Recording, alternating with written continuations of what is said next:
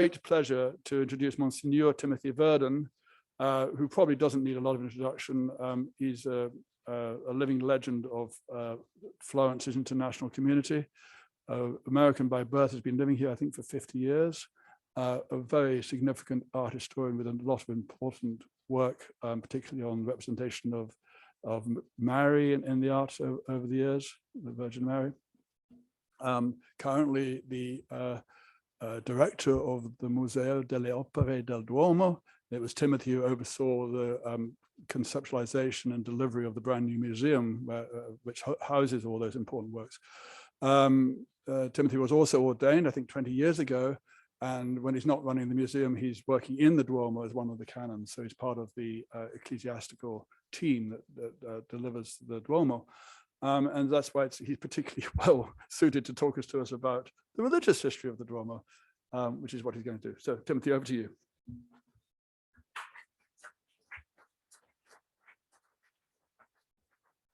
Simon, you've left your mask here. My thanks to Simon Gamble for this marvelous introduction, and indeed for the invitation to come and speak to you this evening. Simon, when I go, I want you to write the obituary. And perhaps there'll be more to say. I was surprised when Simon, calling on me in my apartment across from the cathedral, asked if I would do a lecture on the building's religious history. As he said, I'm a priest in the cathedral, and so I think of it primarily as a religious monument. I am also an art historian, and I know, of course, that this building is studied primarily from the point of view of its architectural and artistic history. So I easily understood the purpose of the invitation, which is indeed to try to restore to the cathedral some of its specifically Christian meaning. Let me say, though, right at the beginning, a very obvious thing, but what does need to be given as a kind of first premise. Santa Maria del Fiore, as the church is properly called, is not only the Cathedral of Florence for many centuries, including those that saw its creation. It was the state church. It was the principal religious building of a Catholic state, the Comune di Firenze, the Repubblica Fiorentina, the Ducato di Firenze, the Granducato della Toscana. And I say that to make an obvious distinction. If we speak of the building's religious history, we can be sure that it is rather different from that of, say, the great churches of the mendicant orders, Santa Croce, the Franciscans, Santa Maria Novella, the Dominicans, and so on, which were more obviously devotional buildings. Those religious orders served a different dimension of the Christian life of the people of Florence, which was the very obviously devotional dimension.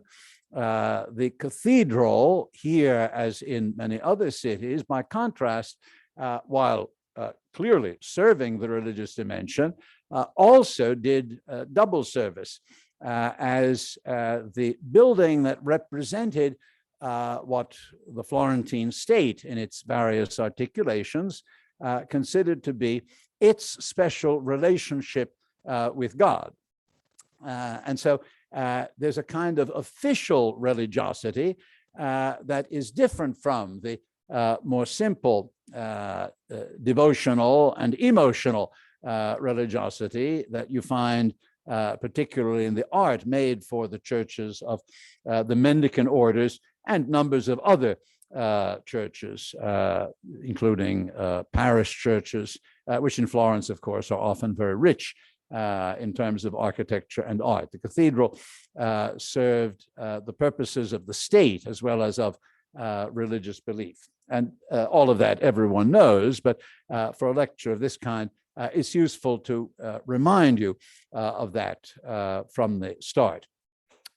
The religious history begins with the religious history of the city.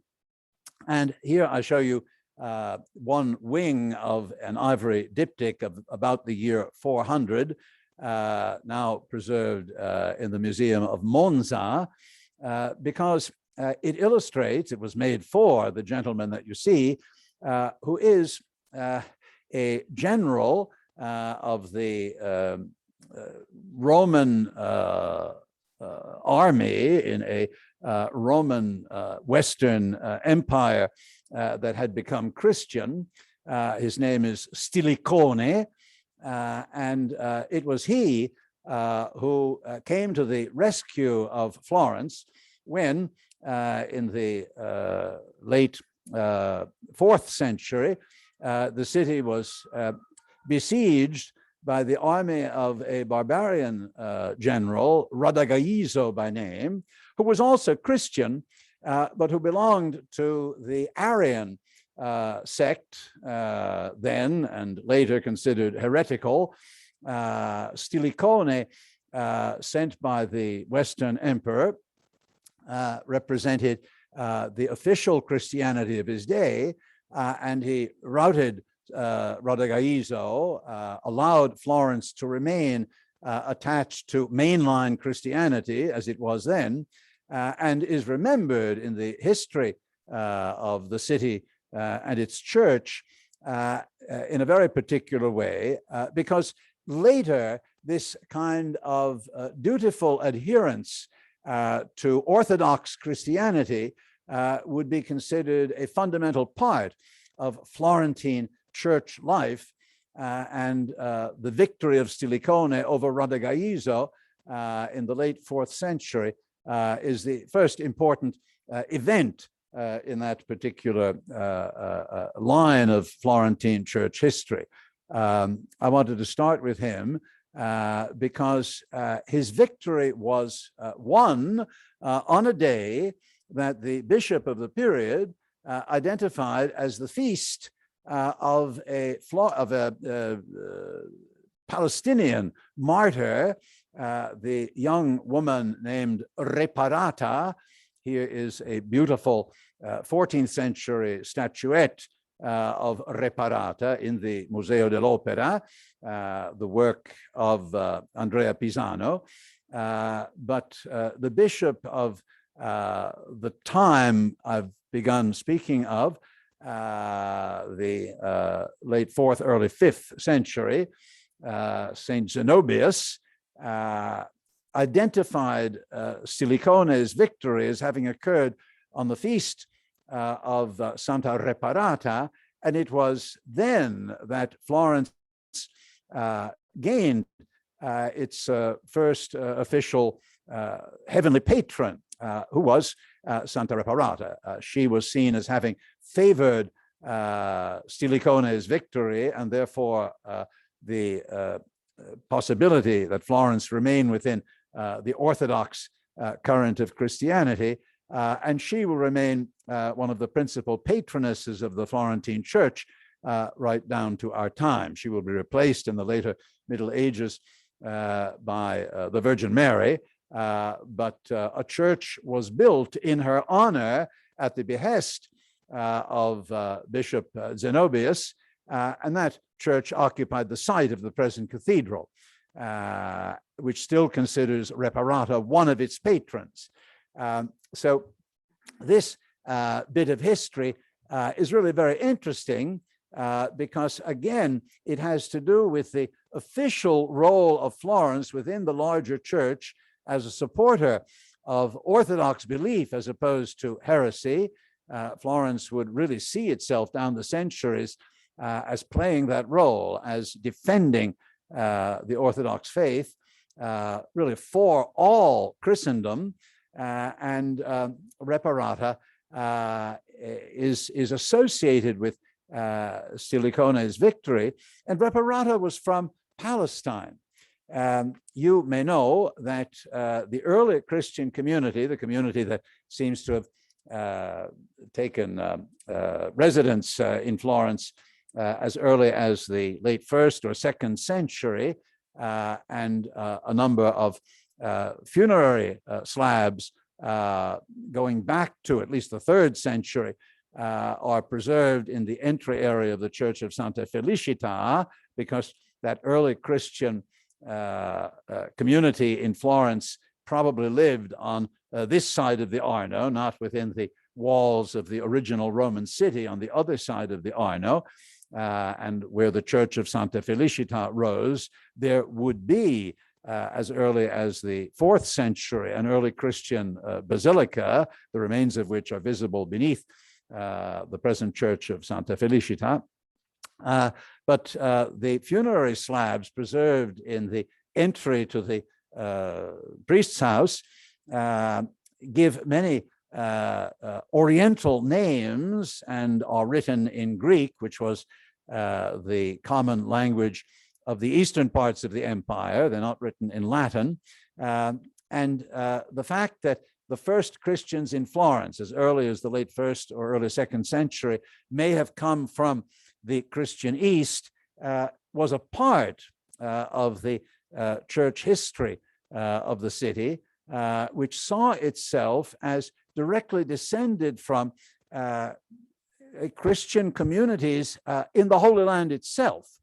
And this, again, was interpreted as an element of particular authenticity in Florentine faith, the fact that an early 5th century bishop, Zenobius, takes advantage of Stilichone's late 4th century victory to insert a Palestinian martyr saint into the Florentine sanctoral calendar, is therefore very significant. It is a matter of identity.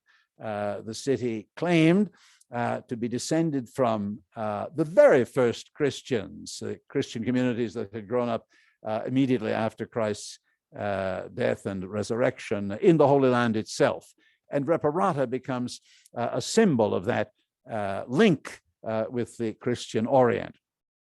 You know, if you are familiar with the cathedral, that excavations were done in the late 60s and 1970s that brought to light what remains of the Church of Santa Reparata, begun in the early 5th century. Here's a photograph showing large segments of the mosaic pavement of the church that we think was commissioned by St. Zenobius himself, so still within living memory of Stilichone's victory, a handsome basilica destroyed then during the Greco-Gothic wars of the 6th century, but rebuilt. You see different levels of pavement here. The more rough pavement in the foreground of the slide is from the late 6th, 7th century rebuilding of the church. But it is on that site that the cathedral, as we know it, would rise. So I'm talking about events that topically, in terms of their location, and historically, in terms of their meaning, really do still link the present cathedral site with the beginnings of the church in Florence, as I'm describing them to you. Those mosaics include very handsome images like this peacock. You know, the peacock was one of the symbolic animals used in early Christian art. This handsome mosaic of, we think, the 5th century, early 5th century, shows a peacock with his tail fully open. The innumerable eyes, as they're called, of the peacock's tail were taken to symbolize the uncountable years of eternity. And so it is, among other things, a funerary symbol. I call your attention to the inscription, though, Obsequentius. It's the name of the person who paid for this. And then you have the letters F, fec, F-E-C, and P, and they mean fecit pedes. So it gives you the name of the man who paid for 30 feet of the pavement. there's another mosaic from that first church of Santa Reparata, which gives a kind of donors list, and the names face those who would have entered from the piazza. And at the top, you have the name of a deacon, Marianus Diaconus, fecit pedes 300. He's probably the deacon who keeps the bank for the diocese. And so this extraordinary contribution of 300 feet of pavement in the church, costly feet because revetted with marble tesserae in this mosaic, is on behalf of the entire community. But then you have a certain Jovinianus who did 200, a Marcellus who did 200, other names. The number of feet dwindles. Finally, when you get down below 60, the numbers have been mercifully lost. Here they're written in on the modern concrete that fills in the pavement, and they're all 50, but we don't know if they really were. Interesting, though, that in the manner of the late Roman Empire, donors are clearly recorded, remembered by name, and indeed the amount that they contributed in terms at least of feet, but in that period it was easily translated into the amount of money that they gave, is recorded. That's part of Roman tradition. You find it in many pagan temples of a century earlier, in Rome itself, and 2 centuries earlier. Interesting that it should have carried over into the Church of Santa Reparata in Florence, which we'll say would become the cathedral. Here in a Della Robbia relief that we have in the museum of the opera, you have a 15th century imaginary image of that bishop, San Zanobi, Saint Zenobius, who also was thought to come from one of the Florentine families that had Oriental origin. And again, that was an element of particular authenticity in early Christian church and social life. This claim to be descended from Christians who had come directly from the Holy Land into Italy. They would have come in the 1st and 2nd century as experts in dyeing. Florence, as you know, even then was a textile producing city. The excavations under Piazza della Signoria some years ago revealed a number of fuloniche, that's to say wash houses for cloth, where the cloth was both washed and dyed. And so Zenobius might have descended from one of those families of dyers who brought their art from the Orient into Italy. But he is the one made bishop, probably at the suggestion of St. Ambrose, at the end of the 4th or first years of the 5th century. So he it was who singled out Reparata and probably gave the order to begin building the Church of Santa Reparata. He was buried when he died in the then cathedral of the city, which was not where the Church of Santa Reparata had been built, was not on the site of the present cathedral. The first cathedral of Florence, as again you may know, was outside the walls. It was on the site of the present Church of San Lorenzo. And to consecrate that building in 393 after Christ, the Christian community had invited the great theologian of the period, the Bishop of Milan, St. Ambrose, to come and actually consecrate their new cathedral, where today you have Brunelleschi's Church of San Lorenzo. And so that's where Zenobius, who becomes bishop in the immediately following years, has his episcopal seat, and when he dies is buried. But of course, the situation that had made it necessary for the early Christian community to build a cathedral outside the walls where today you have San Lorenzo, changed in the following centuries. And by the time of Charlemagne, Florentine Christians were no longer a peripheral community, but they were the Florentine community. And Zenobia's body gets transferred today, we believe, around the time of Charlemagne, so in the 9th century, from San Lorenzo into that church that Zenobius had ordered to be built, Santa Reparata, where you have the cathedral today. And at that point in time, the bishop's seat officially changes from San Lorenzo to the Pieve, as it was called, of Santa Reparata. And you may know the story. Those who were carrying Zenobius' remains from San Lorenzo toward the Pieve of Santa Reparata stumbled at just this point in the piazza, so to the north of the baptistry and to the west of the modern cathedral. And the bier, the coffin of Zenobius, touched a tree, an elm tree that was growing there. And even though the month was January, the tree sprang into leaf. And this miracle was taken as a sure sign that they were doing the right thing in transferring his body. And when the tree died, as trees do, people too, but when the tree died, a column was erected. And here you see the top of that column, which actually is a modern copy. We have the original cross in the museum now.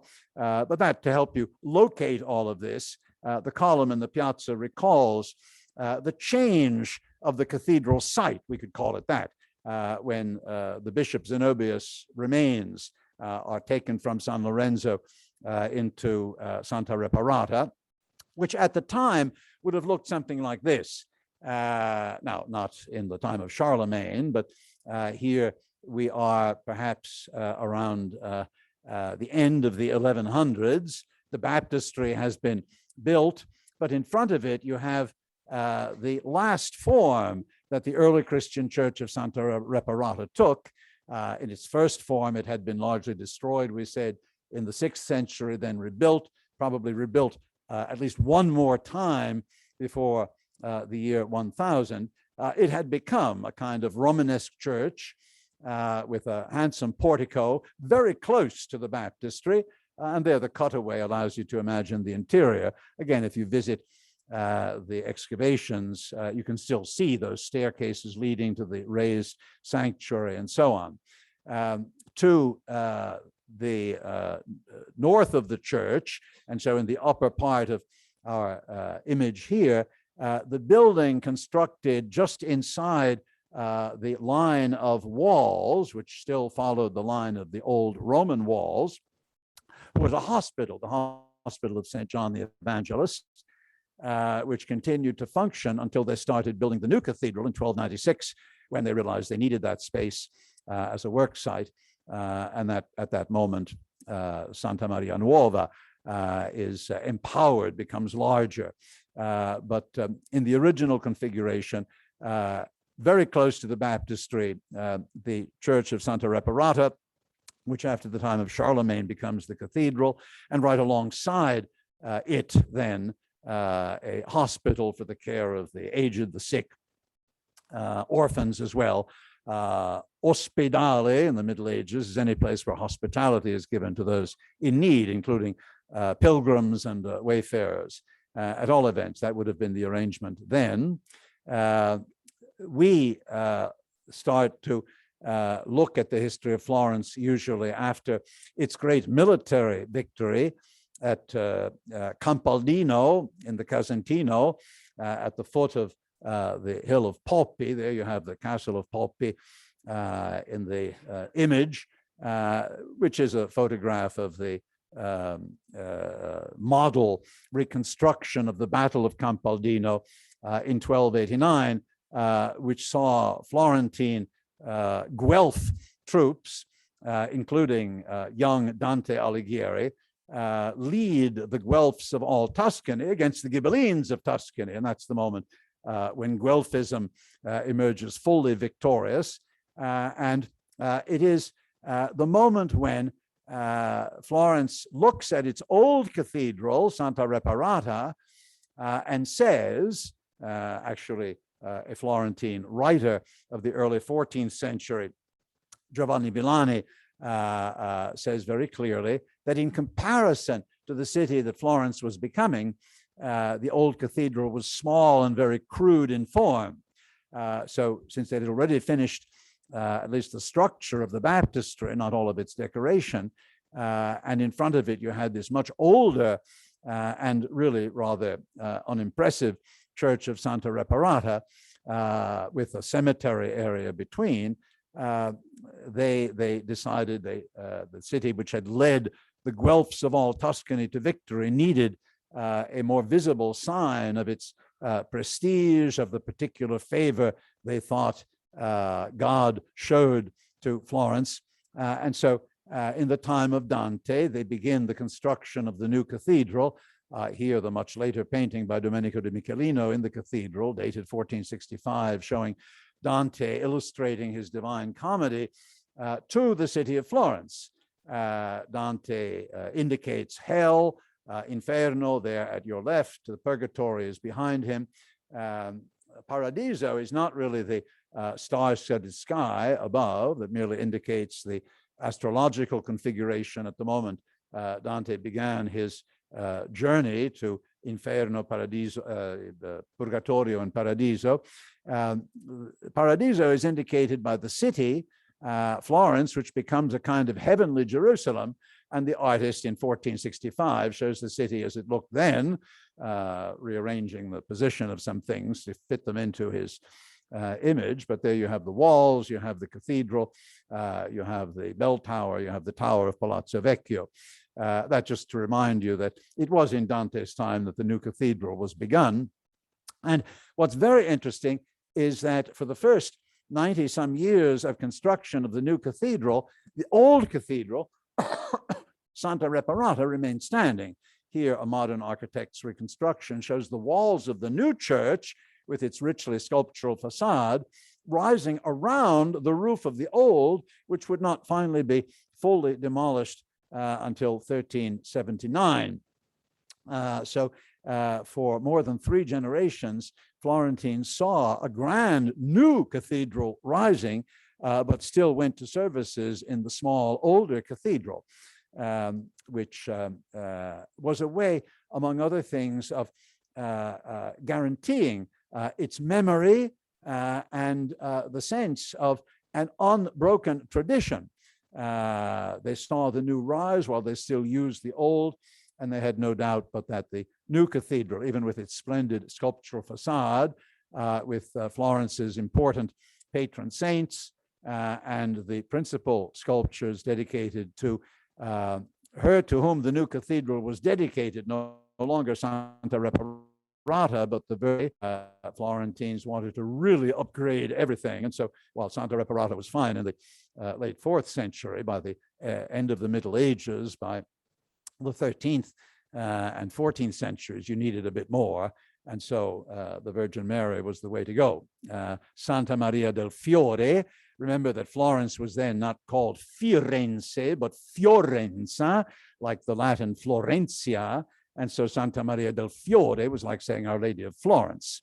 Then there was a theological meaning, certainly invented by the priests a bit later. The sculptures made by the first architect, who is perhaps even more famous as sculptor, Arnolfo di Cambio, and which we now have in the museum, make clear the dedication. There you have the figure of Mary and the Christ child made to go above the principal door.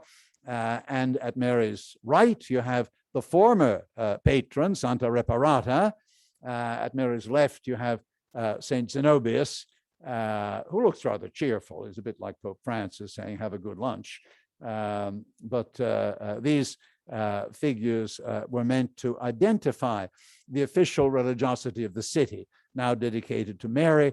But Santa Reparata and Saint Zenobius have not been forgotten. and they're very present on the facade of the cathedral.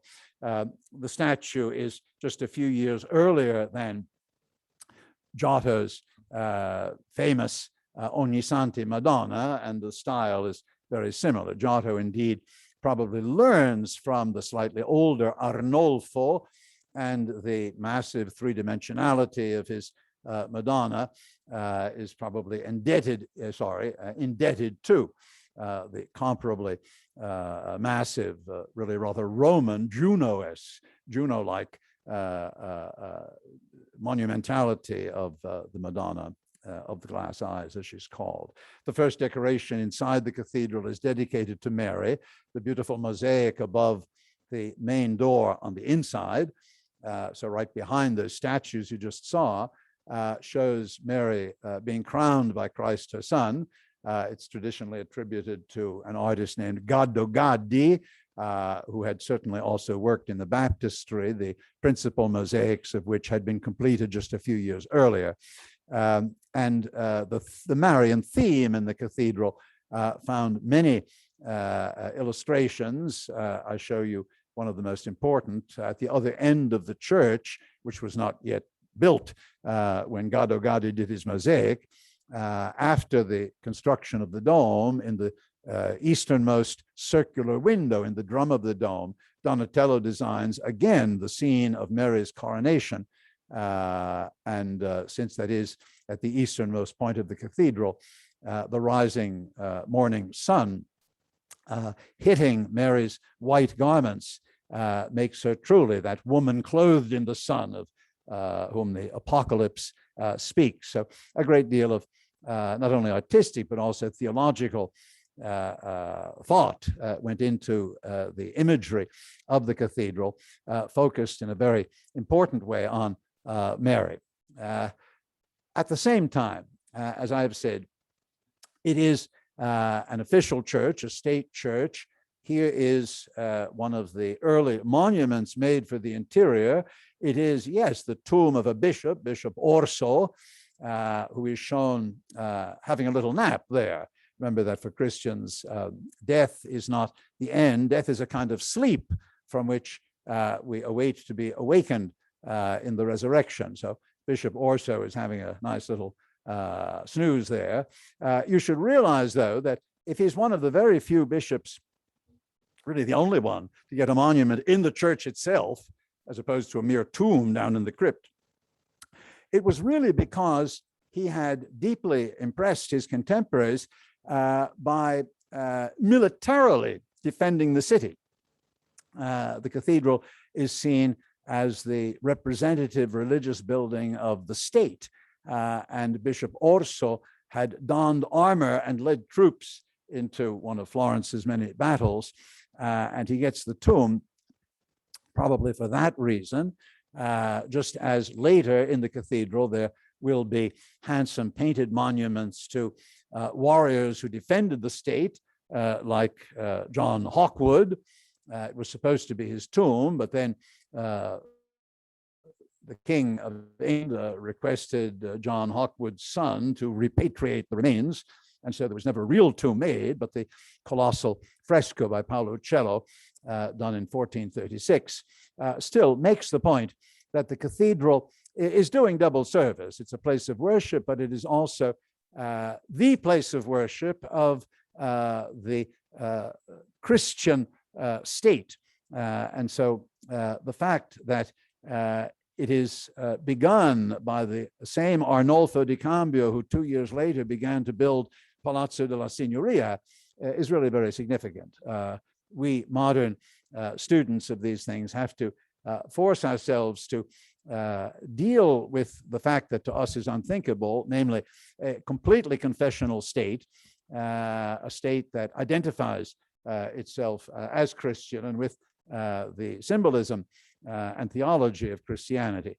And so in the same way, mutatis mutandis, above the entrance to Palazzo Vecchio, the radiant solar disk of St. Bernardino and the inscription, which originally was Jesus Christ, only King of the Florentines, and then when the Grand Dukes came in, they changed it to King of Kings and Lord of Lords. So they got themselves into the picture there. The Great Dome was, at the time of its construction, really seen as we see it today, as a triumph of modern engineering that brought credit to the state.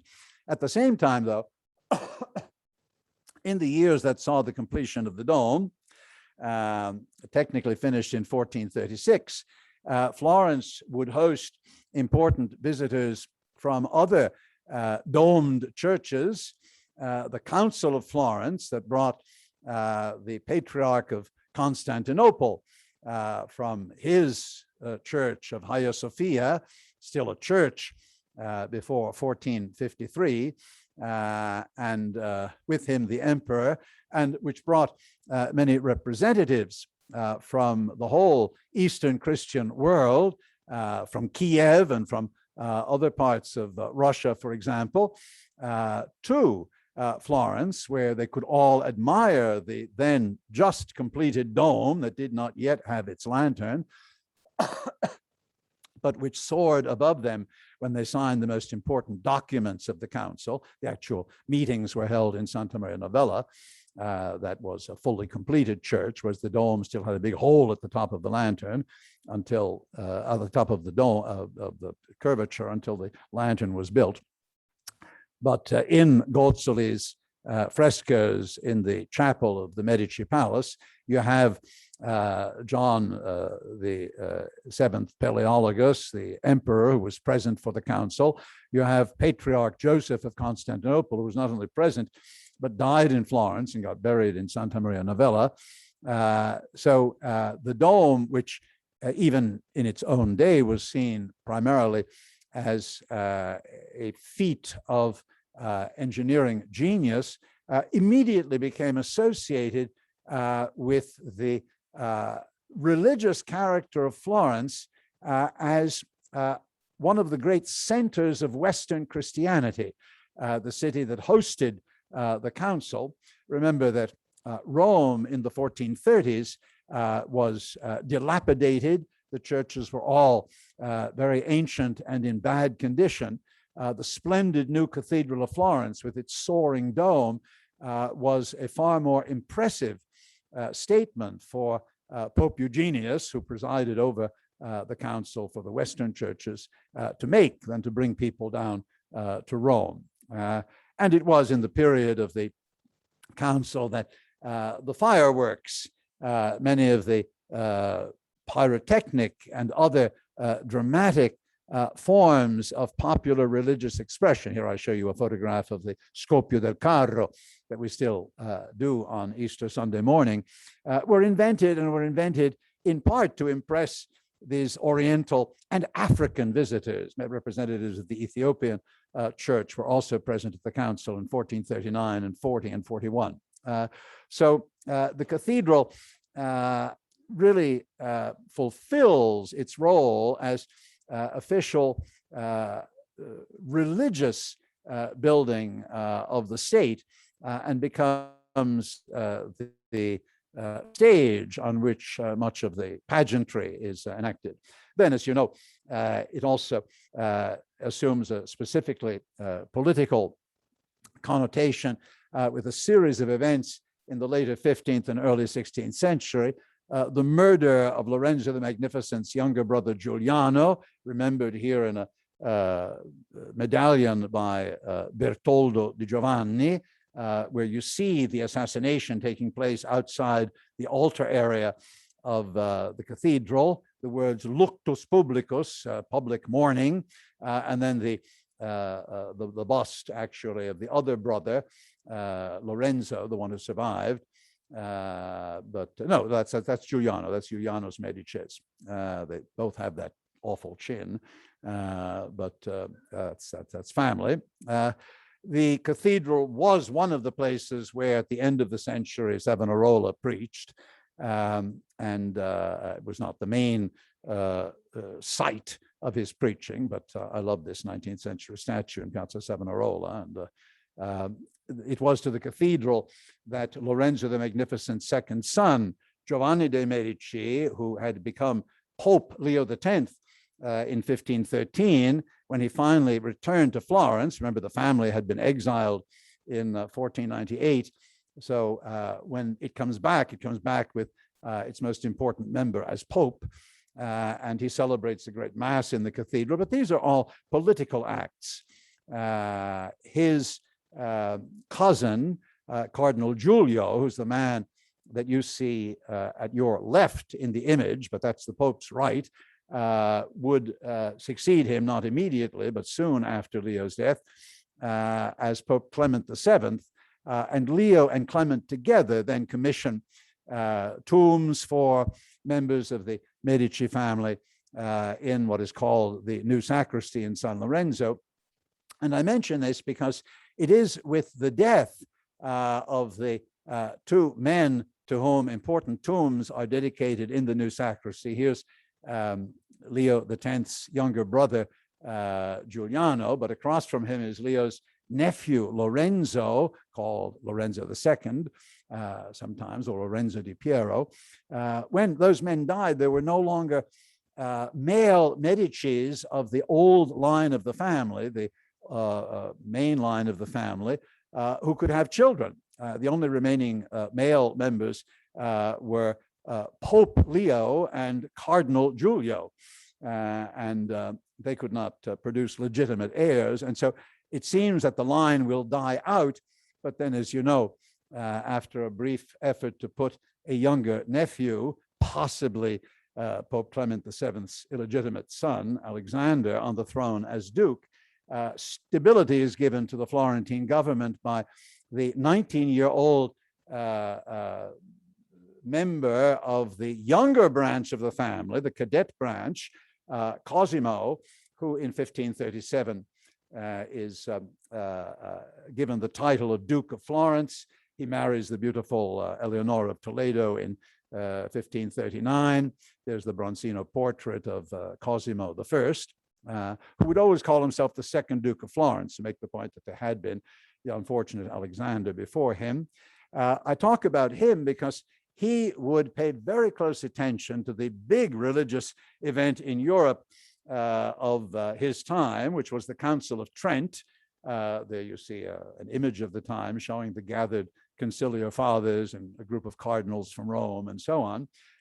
Cosimo was interested in the Council of Trent because he wanted to upgrade his title from Duke of Florence to Grand Duke of Tuscany, and he understood that the only one who could give him this new title was the Pope. Cosimo wanted to appear as the most Christian of Christian princes, the most Catholic of Christian princes, and so he had on rotating shifts secretaries up in Trent, or then in Bologna, where the council moved, to report back to him on an almost daily basis what issues were being discussed. And when he commissions a new high altar for the cathedral, I do want to bring this back to the cathedral. Here we have the model that's in our museum. The statues are now separated. They're in two different places in Santa Croce. They were removed from the cathedral in 1843 or so.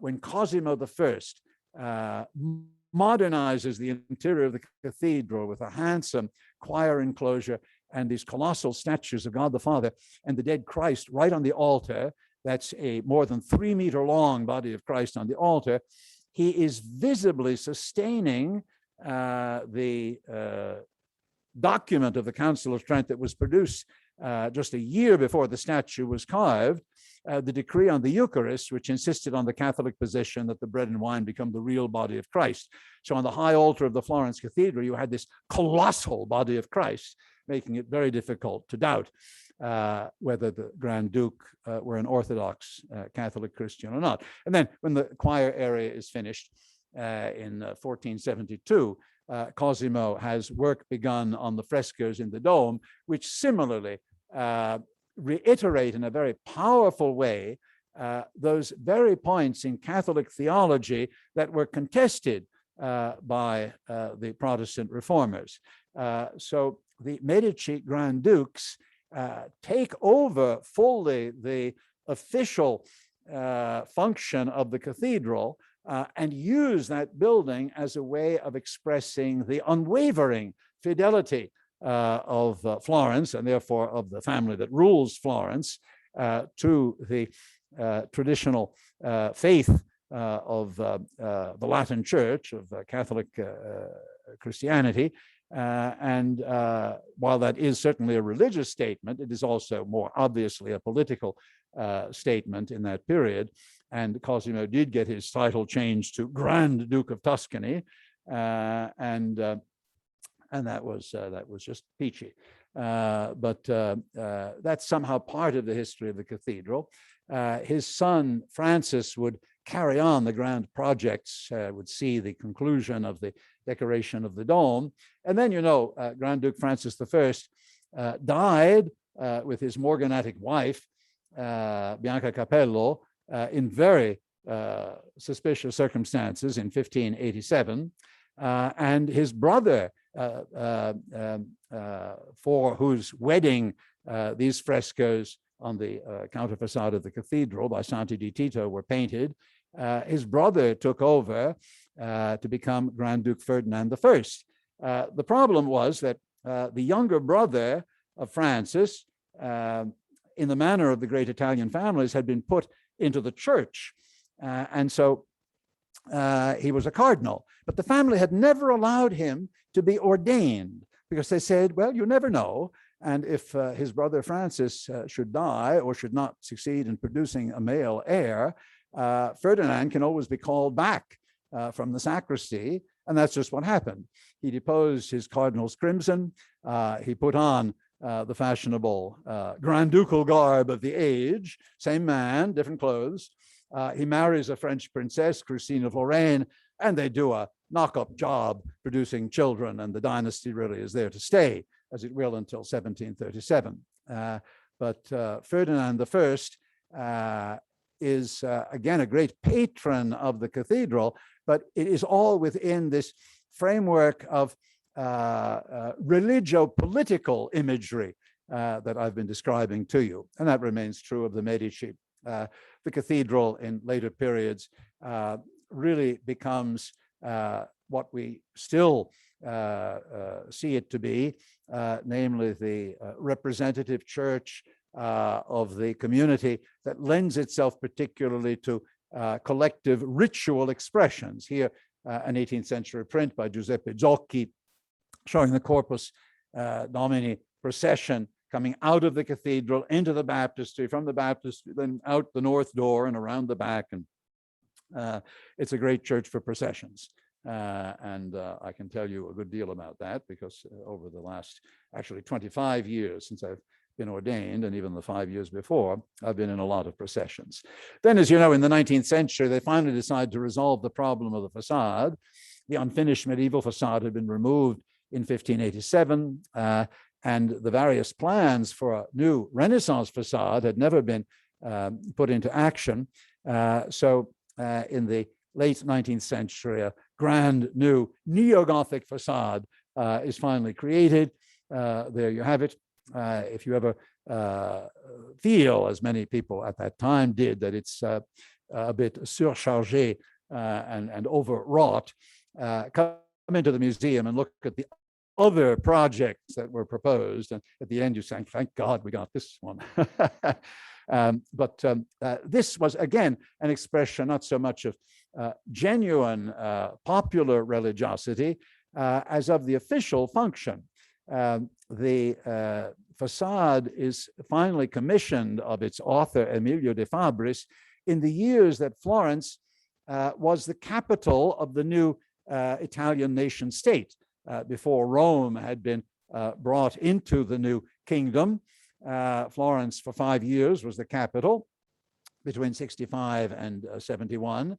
And the principal patron of the new facade of Florence Cathedral was indeed Victor Emmanuel II, whom you see here in a particularly absurd photograph.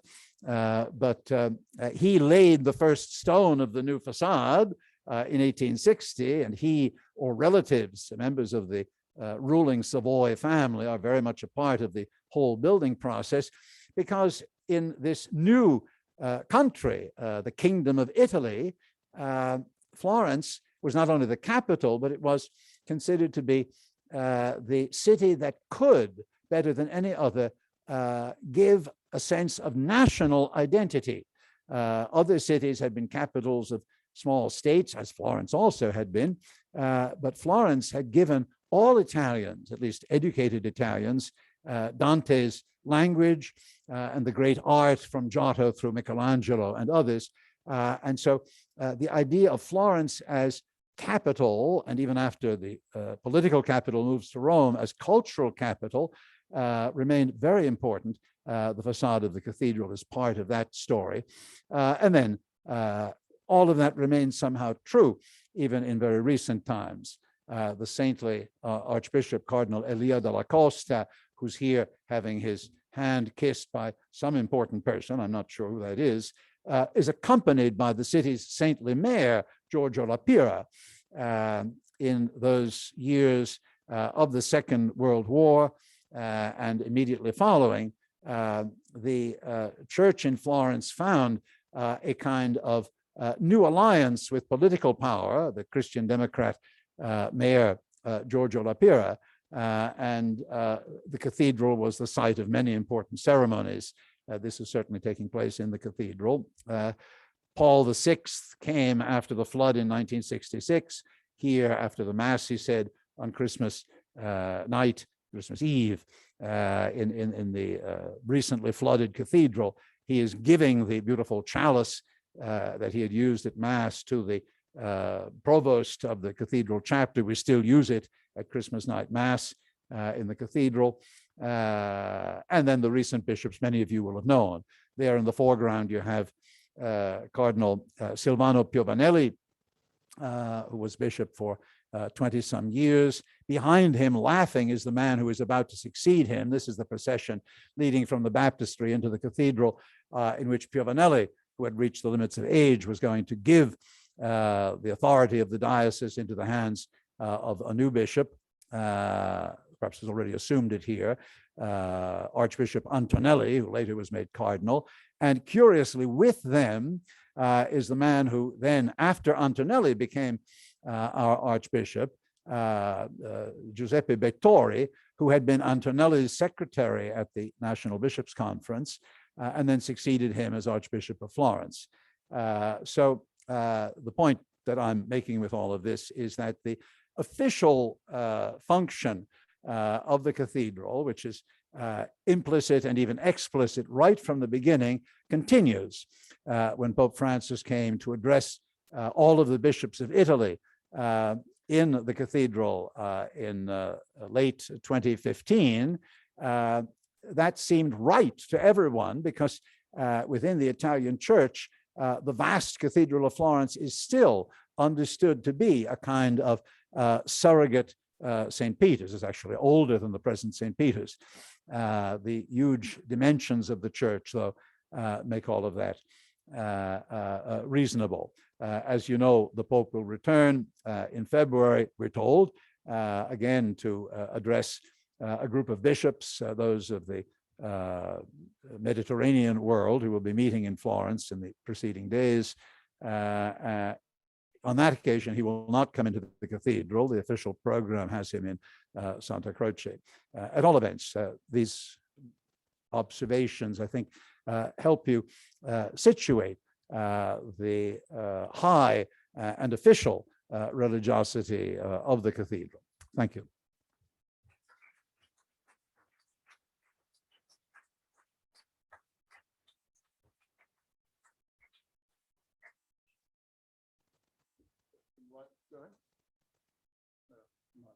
Okay, and here's all the people from the Zoom. Thank you so much, Timothy, for a fabulous survey from the very, very earliest moment through to next February when the Pope comes back.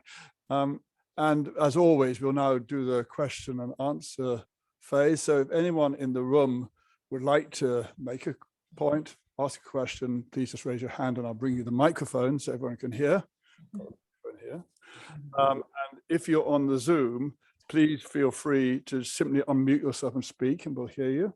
Or if you don't want to do that, you can put something in the comments or the chat and I'll look at it and read it out for you. So that's the way we go. Does anyone want to get started? Whilst you think about it, I've got one I'd quite like to ask Timothy. It's sort of in two parts. It's to do with the decorative scheme. One of the things I've always noticed about the Duomo is that when you get inside, if you're a tourist, having queued for 3 hours, there's not so much happening on the walls. There's a big uccello of Hawksworth, but there aren't many large fresco schemes. Were there ever, and have they been covered up?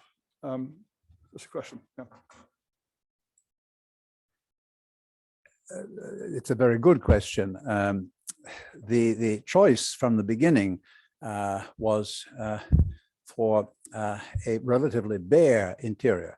The grand fresco cycles that you find in other churches, and particularly the Franciscan and Dominican churches, were thought of as part of the preaching mission of the mendicant orders, whereas the cathedral had a different function. The exterior was meant to be as magnificent as possible, to make a public statement about the wealth and taste and so on of Florence, but they wanted the interior to be severely simple. And we know that that was intentional because a couple of attempts to add decoration were rather rapidly suppressed. And you say, well, why would they want it to be simple? I normally suggest two reasons. The first is typically Florentine and therefore polemical. Florentines loved and still love to distinguish themselves from the Sienese. They made fun of the Sienese as being addicted to luxurious decoration and clothing. And so after showing you that they could do that too on the outside, when you went in, they wanted you, I believe, to see the kind of sober and simple church that they felt reflected old-time religiosity. Dante in the comedy speaks of an earlier age. He's obviously nostalgic of an earlier age when people organized their day according to the liturgical offices sung by the Benedictine monks in the Badia. They heard the bells and it was time for this, time for that. He's talking about, as Florentine politicians then in the 14th and 15th century often did, an imaginary early age when everyone was simple, when there weren't the rather scandalous differences between the very rich and the very poor that later became a social problem in Florence. And I think the cathedral was one of the places where this supposed simplicity of the Florentine spirit was meant to be evident. I tell my American students at Stanford that Siena was the Las Vegas of medieval Tuscany, whereas Florence wanted to be Boston. But in every country, I'm sure you have similar contrasts. Yes. That's very fine. Okay, so from the room, anyone want to contribute at this point?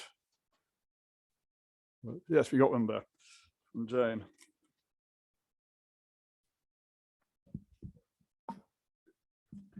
Thank you for a very interesting lecture. You mentioned the area between the cathedral and the baptistry was a cemetery. How far did the excavations of Santa Reparata move into that area? Has that part ever been excavated? Yes, in the same years that they began excavating the remains of the church beneath the pavement of the present cathedral, they also excavated the piazza, and there's a famous photograph. And today we would have done film series of photographs. There's one photograph, but it does document they're having opened the entire piazza. They lifted all of the paving stones, and they found a kind of network of tombs, some of them going back to the early medieval period. And we know from documents that the city had to write to the families that had family tombs in that cemetery several times to persuade them to remove their dead, because when the city began the project of the new cathedral, it clearly needed that space as a work site. Indeed, one of the things that we know about the beginning of the new cathedral, one of the reasons that is given for the project, a writer of the period says that when the bishop or some other important prelate preached from the steps of the old cathedral, there wasn't enough room in that very narrow space between Santa Reparata and the baptistry. And so they decide to pull back the facade of the new cathedral. It's not built on the line of the facade of Santa Reparata, but they demolish that portico, they demolish the first bay of Santa Reparata, and the line of the facade of the new cathedral is at least 25 feet farther east than the old. But to do all of that, they need a clear space. So they want the tombs out, and they write to the families and tell them they have to remove them, and eventually they did. If you go into the baptistry and look at the big image on the western part of the dome, which is that colossal figure of Christ, beneath his feet are the dead rising from their tombs. And that was, the mosaic was made probably in the 1260s, when the cemetery was still in full function. So you were meant to enter the baptistry walking through a cemetery. Baptism itself, even in the New Testament, is described as a sharing in Christ's death. So the adult baptizand is pushed down beneath the waters and it's like drowning, and then pulled up and it's like rising from the dead. Coming from the cemetery, you were meant to see above the baptismal font, which was right in the center, this image of the dead rising from their tombs to join Christ in heaven. Some, others go to hell. It's a dicey business. But that imagery was extremely important until the cemetery disappeared. Then it became all rather illegible. Does that answer your question? Yes. Thank you. Before we go for another question, I just want to welcome Kate, who on the chat has revealed herself as being a first-timer, a newbie. So welcome, Kate. And she says she wants to come in person next time. And I just advise you to book early to avoid disappointment, because we have a full house in the library tonight, and we're getting a good audience. So if you want to come to Women in Dante next week, I suggest you book early. Any more questions or comments from the room? Yeah, we got one there. Okay. Can you use the microphone, please, so the people on the Zoom can hear? The lantern, when was that added to the cupola? The lantern is designed by Brunelleschi, who himself, however, passes away in 1446, before the actual construction had begun. So it's built after his death, which is 1446, and it's finally completed with the brass ball and cross atop it by Verrocchio between the end of the 1460s and the early 70s. So it's built basically in the 50s. And it was extremely difficult because they had to haul, the whole lantern is marble, where the dome is basically brick. The lantern is solid marble, and they had to build a crane on the base of the lantern with an arm long enough to go all the way out beyond half of the circumference of the dome. The full circumference is 43 meters. So you have an arm that is more than 20 meters long that allows them to lift marble and other material from the ground up to the level, and then to pull it into the actual lantern. And there are actual drawings, late 15th century drawings, that show that amazing structure in place, because then it's hit by lightning and they have to rebuild parts of it and so on. But it's built to Brunelleschi's plan shortly after his death. But without any steam power. Without steam power or any other kind of. Well, they had oxen. I mean, those oxen were. See, you people have never worked with oxen, neither have I. But apparently it worked well. If you have enough oxen, you can do almost anything. Yeah. More contributions from the room. Or yes, we got one at the back. Can you use the microphone, then the people on the Zoom can hear?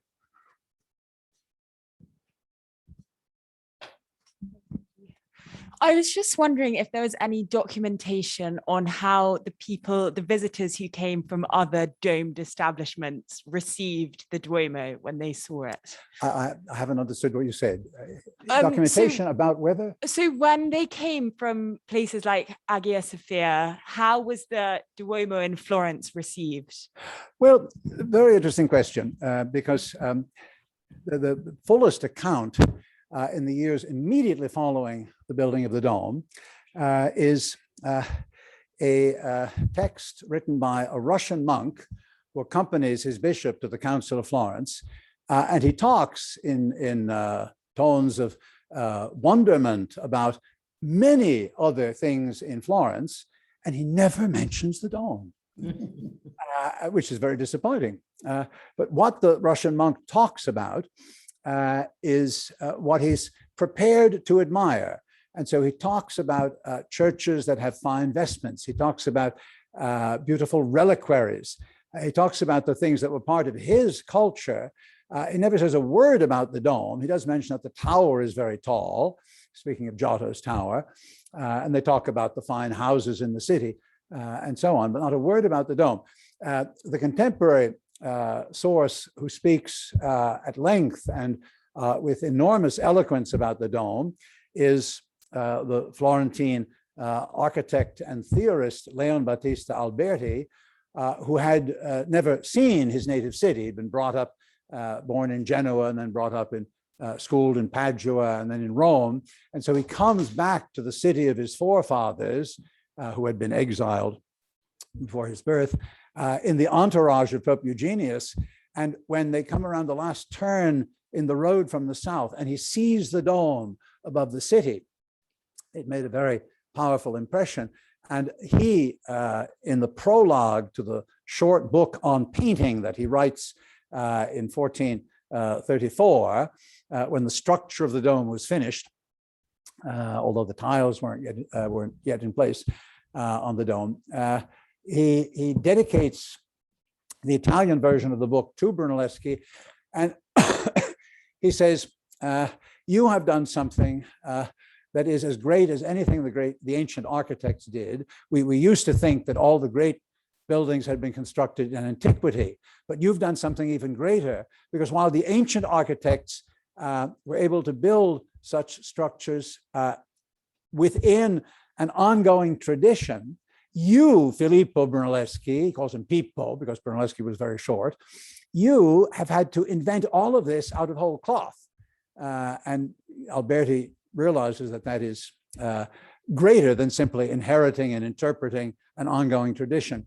And he says that the soaring dome covers all the peoples of Tuscany with its shadow, which is a marvelous hyperbole, but it gives you the idea of how he felt about it. And then other writers of the period mention it and so on. A Dominican writer of the end of the century compares it to the Temple of Solomon, which didn't have a dome, but it's always a good topos, and so on. So there are people who write about it. Timothy, there's a message from Candy Abrentz, who was a former student of yours, who's enjoying checking in with you again. Lovely. Thank you. More questions or comments from the room? Or please, anyone from the Zoom, would somebody like to unmute and say something, because we can hear you? Anyone up there? Yes? Oh, hello? Please go for it. Yeah. Can you hear me? Yes, we hear you well. Yes, Sean McCann from Dublin. Thank you very much. I thoroughly enjoyed that. My question really is to you as an expert on the Virgin Mary, rather than about the Duomo in Firenze. And I'm just wondering why most of the iconography and images of this Palestinian woman, she looks like a middle-class lady from Western Europe. When did that happen and why?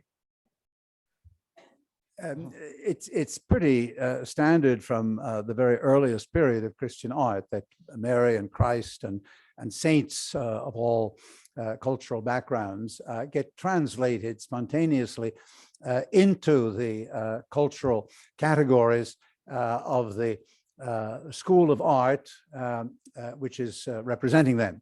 And so Jesus does not look like a young Jew until Rembrandt, and Mary always looks like a very marriageable daughter of a great European family, and of course they're blonde because all holy people are blonde. In representations of the crucifixion, the bad thief has black hair, the good thief has blonde, and so on. But that's an interesting question, because it allows one to make the observation that from the very earliest period, people are less interested in historical recreation. So she doesn't get dressed in the clothes that she might have worn, and she's certainly not made to look like a young Palestinian woman. They're interested in how the meaning of her identity can be made active in their time, in their place. So they spontaneously see her and think they're right in seeing her in their own terms. I suppose if you'd talked to them about it, they would have acknowledged that she probably didn't look like that. But the only one, certainly in 15th century Italy, who seems to make any comment of that sort is Savonarola. And he's really criticizing the luxurious garb and aristocratic refinement that late 15th century artists like Botticelli gave to figures of Mary. And in one of his sermons, he says, you artists have gotten it all wrong. She was a poor, humble girl who wore simple clothes and kept her face veiled, and you show her as a kind of rouged prostitute in finery. And none of that really affected anyone very much. The artists continued to do what they wanted. That's what the public wanted, yes. After a short interlude of throwing it all into the fire. After a short interlude of throwing it all into the fire. Allegedly Botticelli joined in the bonfire event, isn't he? But he went the way that all reformers go. Yeah, of course. Yeah. Into his fire. Up into smoke. Yeah, absolutely. Yes, we've got another one here. Thank you very much, Timothy Verdon. Wonderful lecture. May I ask, the cathedral has evolved with the latest ideas and celebration of wonderful knowledge and skills of the time. Is the cathedral embracing any art or skill of the modern day? Well, a good and an embarrassing question. Where in Anglican churches, music is most typically the contemporary art that is cultivated. That is much less true in Italy generally, and not at all true in the Florence Cathedral, which has a presentable choir, but doing very traditional and historical music. In terms of art, we, in the year of the centenary, the 7th centenary, which was 1996-97, we organized, the diocese organized an ideal architectural competition, inviting very distinguished architects from around the world to propose how we might redesign the altar area. What we still have is a wall that separates the altar area from the rest of the church, which is what remains of the 16th century choir enclosure by Baccio Bandinelli. And the then Archbishop, Cardinal Piovanelli, wanted at least some ideas on how you could overcome that sense of barrier between the priests at the altar and the people. And the architects gave us some very interesting ideas. But I remember when the then Soprintendente in charge of the architectural monuments came to the first meeting of the commission that I had organized. And he obviously hadn't read the material that I'd sent out beforehand.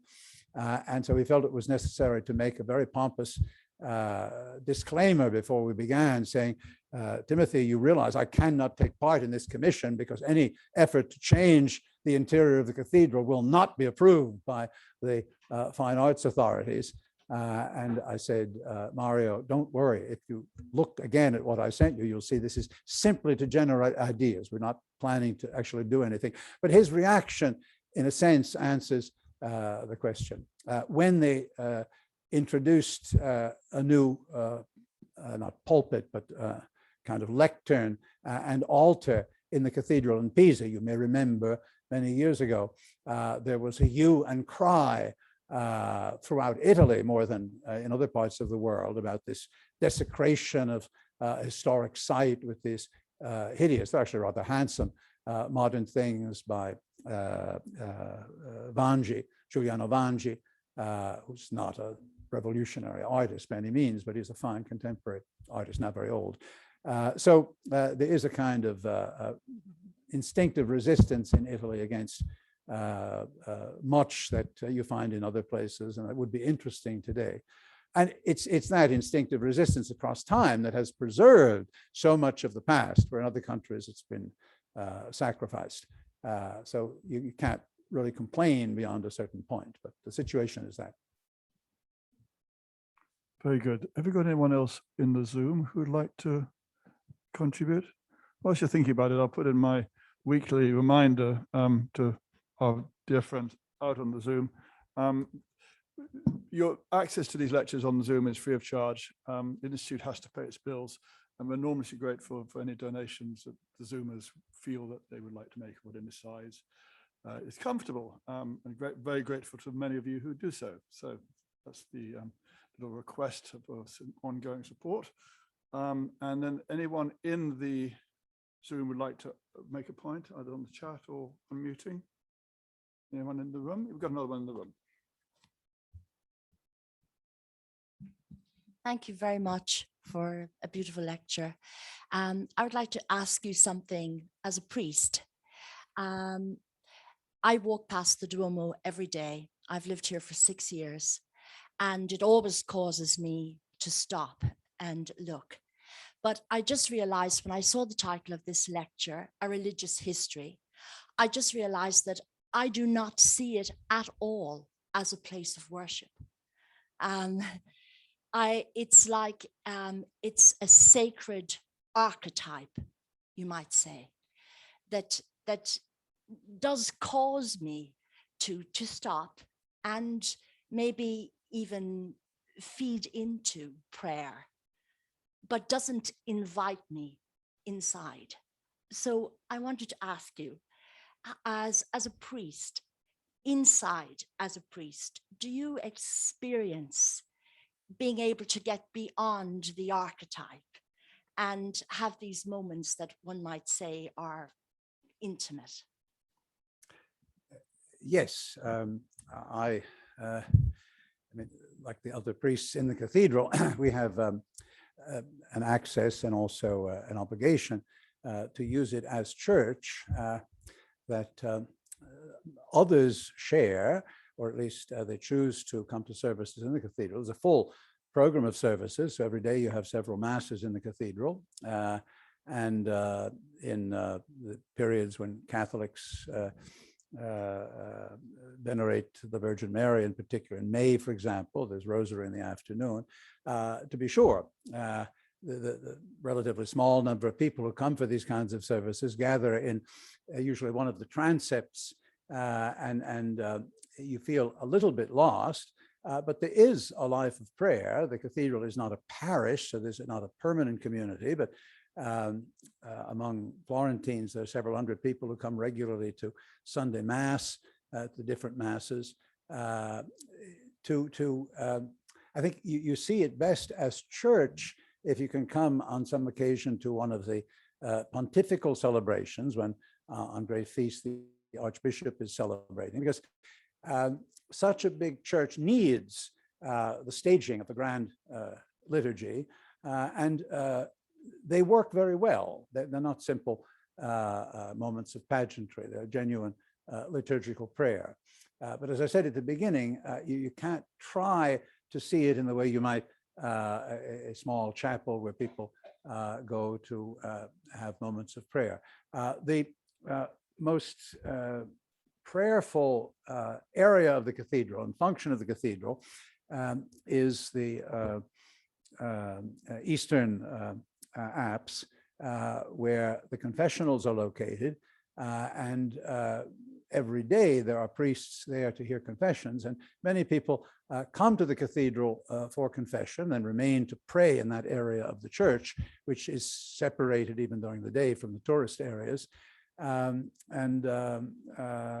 That because in parishes, often the priest does not have time to regularly hear confessions, or people prefer not to talk about their more specific problems and situations with the priest who knows them in other contexts. And so they have a kind of anonymity in the cathedral. For whatever reason, though, there's still an important ministry of penitence in the cathedral. And that's historically one of the functions of the church. But I know what you mean. It's hard from the outside to perceive any of that. If you come any morning, we have matins and lauds followed by the chapter mass. And then there are other masses in the cathedral. There's an evening mass in the cathedral. And the occasions when the church works best as architecture and as church are when you have about at least 1,000 people, if not more, and the Archbishop and all of the panoply of a full pontifical celebration. Yes.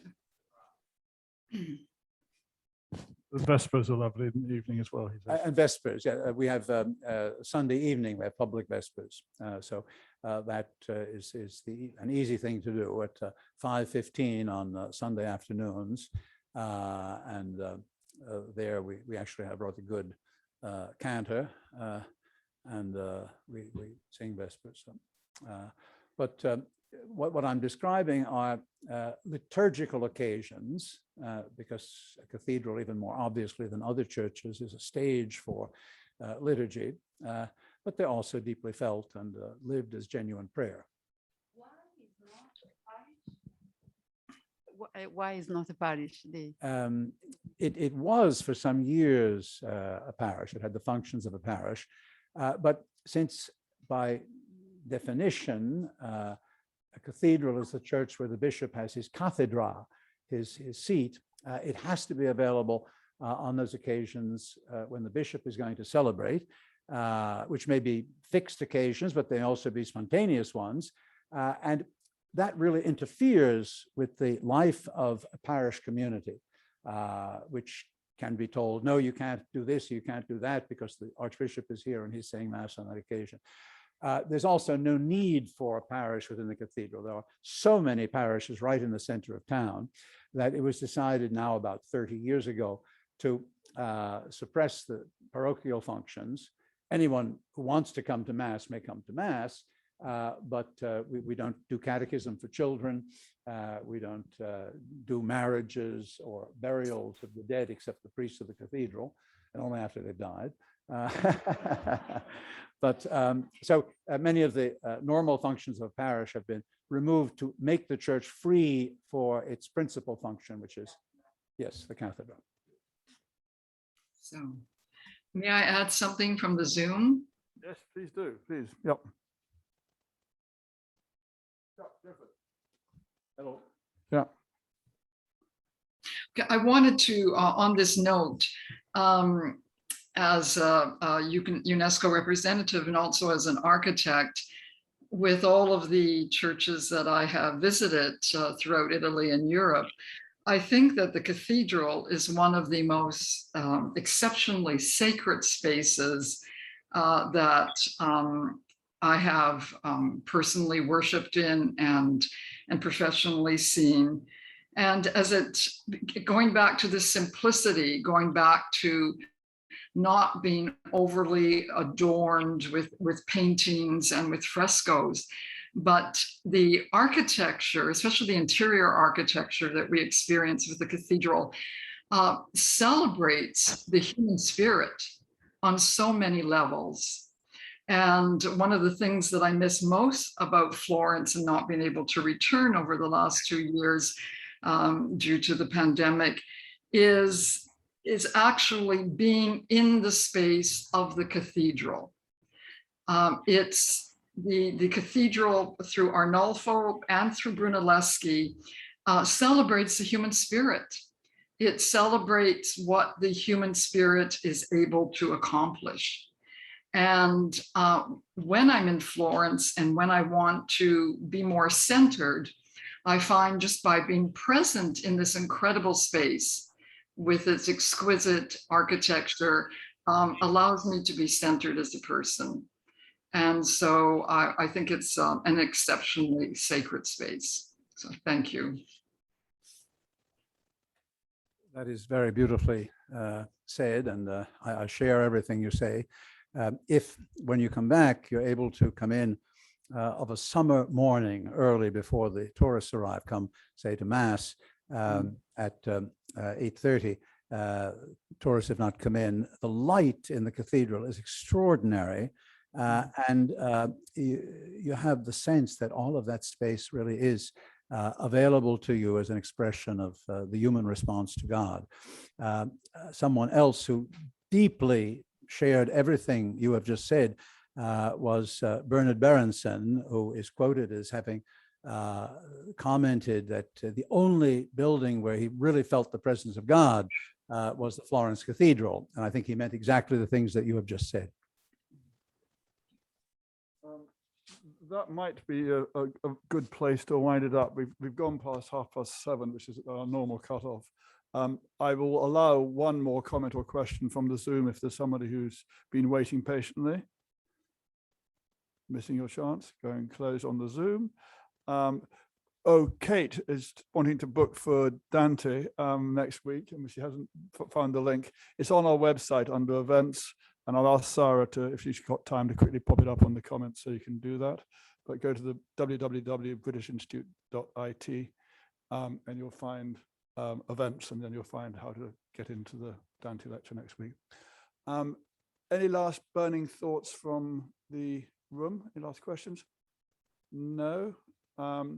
Okay, so I'm now going to thank Timothy Verdon on behalf of everyone for a truly interesting and fascinating insight into the Duomo as a religious institution.